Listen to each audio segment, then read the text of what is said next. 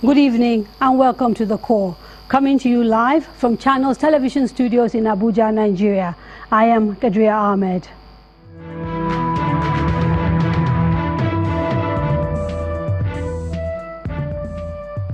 Nigerians went to the polls last month to elect a new president for a new 4-year term. The incumbent president, retired General Muhammadu Buhari, and his deputy, Professor Yemi Osinbajo, were returned for a second term.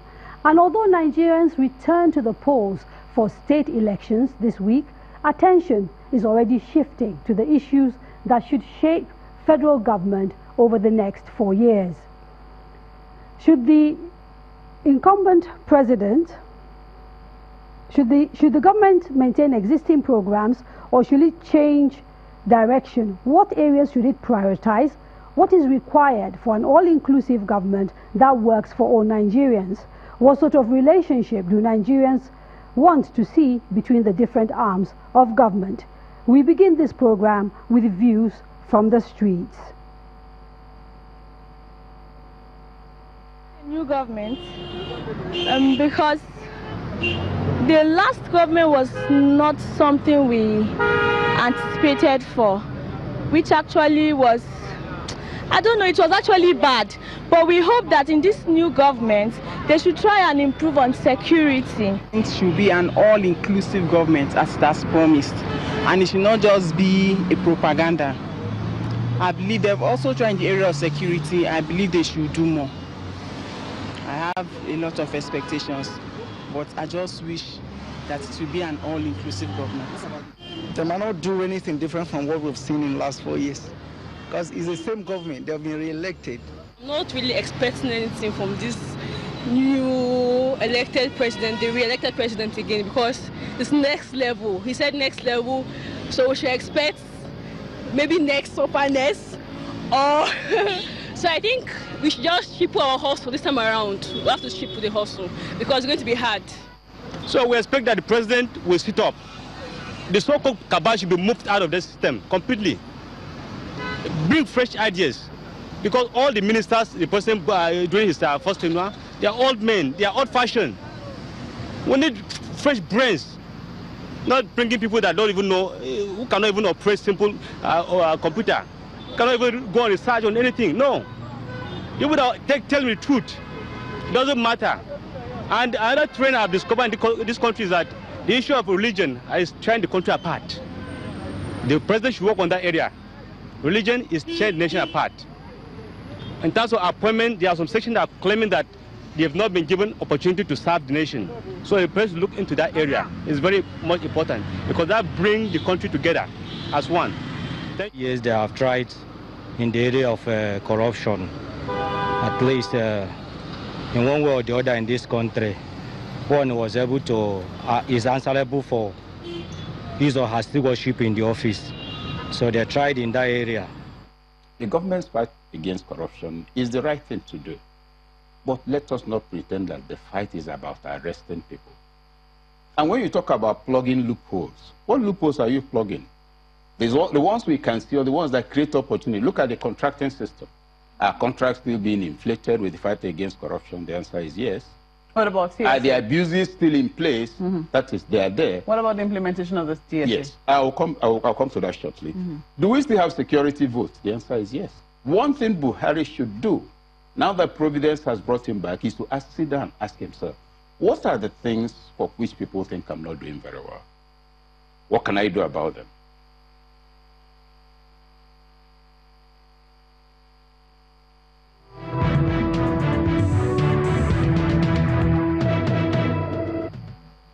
For today's discussions, I'm very pleased to be joined by Professor Jibril Ibrahim, a democratization and governance in Africa expert, and also the current chair of the West Africa Civil Society Forum. Also joining us is the former Chief of Army Administration, retired Major General Garba Wahab, Mrs. Juliet Kego, who is the founder of the Whole Women Network, a civil society group focused on transformational leadership for African youths and women, is also here. And finally, Dr. Joe Abba, a governance and public policy expert, and also the former Director General of the Bureau of Public Service Reforms. Thank you all for coming. Thank you. Thank you for coming. Now, we also have a distinguished studio audience who joined the conversation as the evening progresses. Ladies and gentlemen, welcome to the program. Those of you at home can also take part in this conversation by sending your comments using the hashtag NGTheCore to the channel's Twitter handle @ChannelsTV and my own Twitter handle @Kadria Ahmed. I want to start this conversation with you, Dr. Joaba. What, in your view, should be the most urgent and pressing issues that President Buhari and Professor Oshibanjo, who've been returned, to power, what should they focus on? I think the first thing should be to unite what has been, a nation that has been beset by a lot of tension, a lot of suspicion.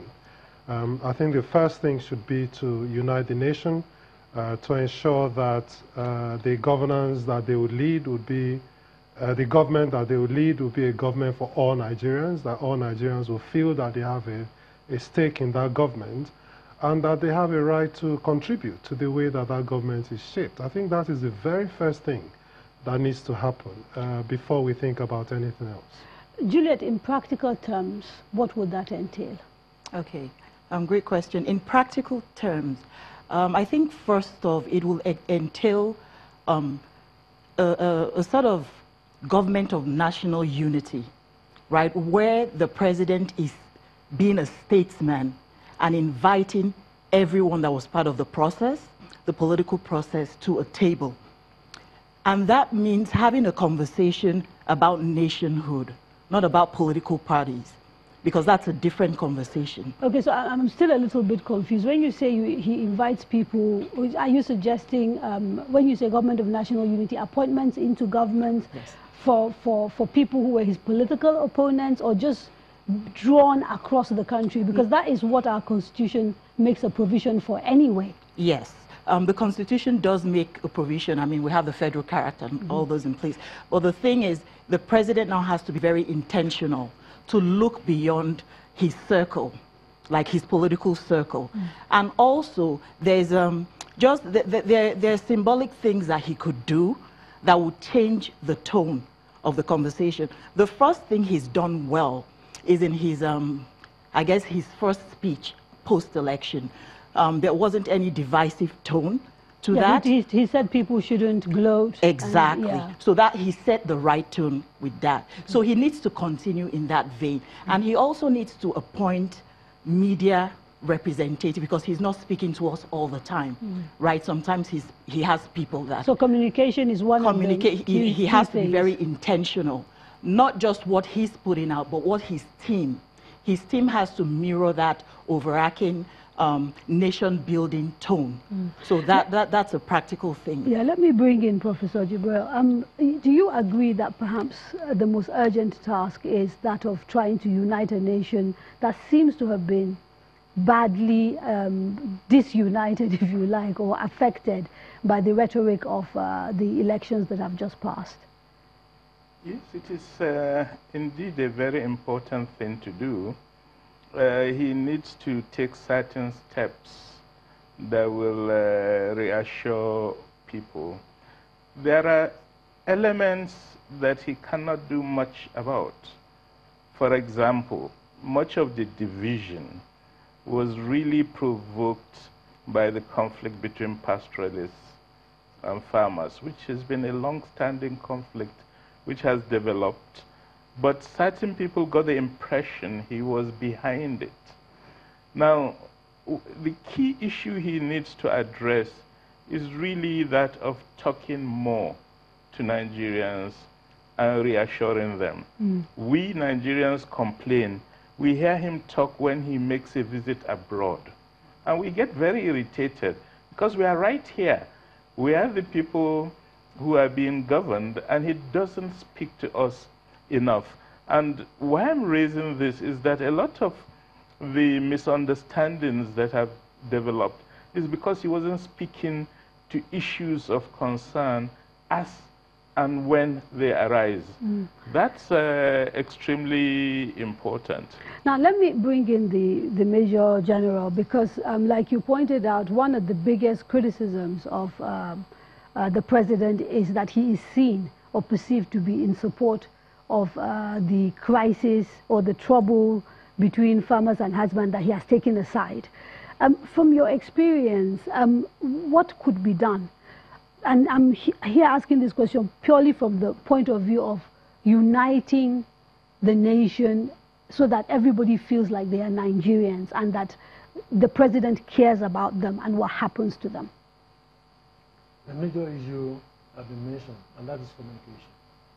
If you don't communicate, you don't get the message across. He has to find a way, not just depending on maybe special assistant or media managers. Fortunately, in Nigeria, we still have a Ministry of Information that's supposed to do so much for him on virtually daily basis, and himself had to come out of his shell and discuss and talk more. Hold periodic meetings with those who matter, not just those who are around him or those who are his ministers. There must be a way of getting across to the average Nigerian, which is not being done. So something needs to be done in communicating, in getting across. Get across, carry people along, and let them feel part of. Fortunately, as mentioned, the issue of inclusive government. And that is the beginning. Let me come back to Joaba, because you've been in government and you understand some of the challenges, whereas people like us perhaps might not. If you were, you had the president sitting in front of you here, and I'm going to be hopeful that he's watching, right? And everybody's agreed his communication isn't working. In specific terms, what would you tell him to do, given the structure that he has at the moment? Would it be to dismantle things and set them up again? And if so, in what way? Would it be to tweak things? What specifically should he be doing when it comes to comms? The first thing I'll tell him to do will be to scrap the Ministry of Information. Aha, okay. Because the Ministry of Information is essentially the Ministry of Government Propaganda. And it's a one-way traffic. It doesn't take feedback. It doesn't respond to Nigerians. It just dishes out information. The second is that the best government spokesman is not necessarily a journalist. Sometimes you need technical people that understand the issues, that can explain government policy. It's not just about attacking everybody that attacks the president. That's not communication. You need to be able to explain, quite often what are very complex government policies to citizens in a way that they can understand them and relate to them. The third is, as the Major General has said, just to get the president to talk more to people. Would you like to see more of the media chants that are traditional to Nigeria, or would you like to see a different format in which he speaks to people? How often should that happen if you had your way and you were the advisor? I would like the president to take what is called in communications a proactive agenda building approach. So there's an agenda he wants to get across. And to get that across, he needs to use different media and talk to different audiences.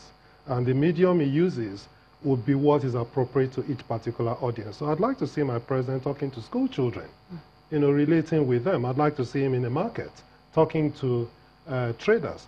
I'd like to see him talking to Well, his VP does that academics. quite a lot, and you're saying that's not enough. I think if the president were to do that, it would send a slightly more serious tone. Of course, the VP does a wonderful job, but I think if it comes from the #1 citizen, it's an altogether different thing.